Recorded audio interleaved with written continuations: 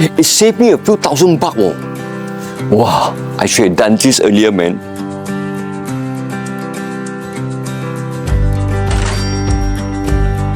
They convinced me to replace my screw compressor.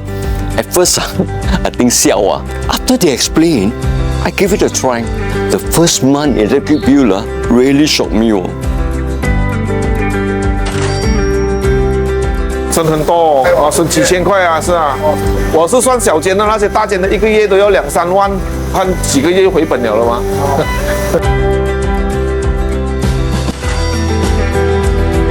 ？Diorang punya tim profesional. Kita ada servis 3 kali setahun. Ada emergency pun dia akan datang cepat lah. After they come and check, they say can help me save up 30% of electric bill. If not, they don't charge me at all. I said, if like that, come lah. Thank you, school expert. 一流。